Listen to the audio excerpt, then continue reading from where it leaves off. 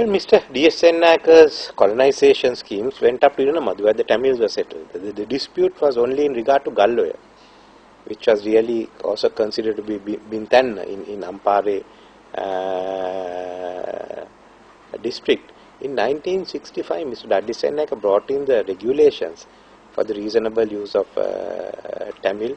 Unfortunately, he didn't go through with the District Development Council bills, which at that time may have resolved the issue. It may not have gone so far as and they came on this Chelanayakam formula on colonization in the north and the east, and that we adhered to even in the Mahavali scheme. That's why you find parts of the areas in Batiklo which are not yet been settled, but that's where the Tamils have to be settled. Then you come to my period. Well, we signed the ceasefire agreement and we acted accordingly. What happened inside the LTT was a different issue on which I had nothing to do.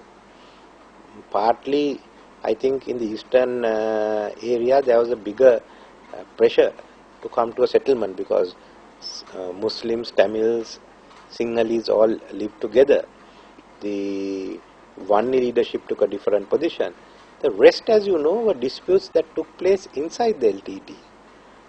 In my view, I don't know why Prabhakaran gave so much of power to one individual, Karuna, which is not certainly we could think of, but we had nothing to do with it. And I do know when the disputes broke out between the two of them, Mr. Balasingham tried to intervene. By that time, I was no longer in charge of the Ministry of Defence. From November 2003, the Ministry of Defence was with President Kumaratunga. But the peace process, I would say, created a new environment, which the LTT, the Mr. Prabhakaran may not have realized fully of how to deal with it. But I don't think I should be blamed for it. We both went in for the peace process. We both realized there was an environment. It's very, very unfair to put the blame on me. I've always asked, if you have any evidence, give it to us.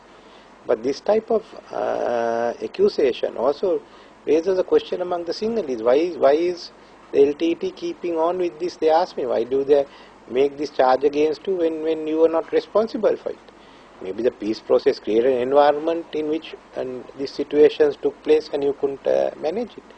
But certainly it is very, very unfair, and I think very unreasonable for Prabhakaran and others to keep this charge going.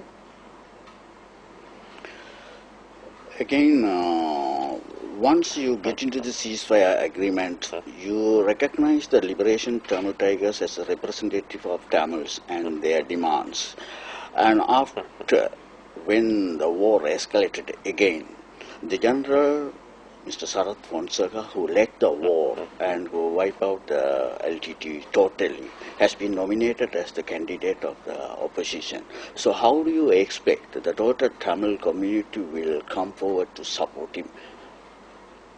The breakdown of the peace process is a matter between the government of Sri Lanka and the LTT. When they voted, when they got the Tamils to boycott, Mr. Prabhakaran and the LTT should have had a different option. If he didn't have option, you can't blame anyone else. Certainly not any service commander who had to lead his services under instructions of government.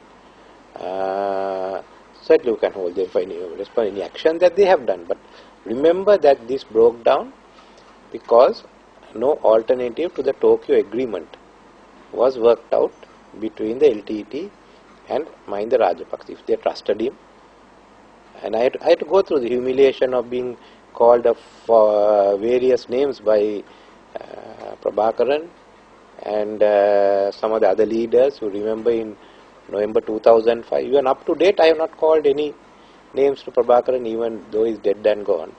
I mean, I had to suffer the humiliation where the Sinhalese asked me, what is this? You dealt with this man. And he is this person who is calling you names, calling you double agent, being insincere. I think my friend Mr. Balasingham called me a fox, at least that was something. But otherwise, utterly uncalled for if you look at the remarks that were made.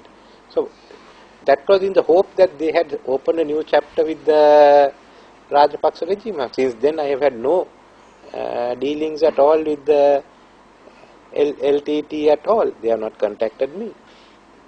I think the Mavilar incident was silly.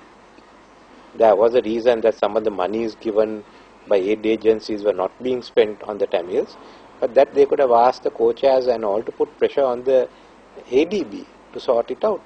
But that Mavilar incident was really silly. I don't think it contributed to anything except weakening of the LTTE. So once the government gave the orders, the service commanders had to go ahead and execute it. So he was the commander who had to execute the orders given by the government. And the government gave the time frame, what should be done. And that's how the war developed. But now that he is no longer the army commander, he can express his own views. So I've asked many Tamils in Sri Lanka, go meet him. And if you are satisfied, tell me. And many of them have said, yes, we are satisfied with what he has been saying. He is a straight talker. That much I have known the man for a long time.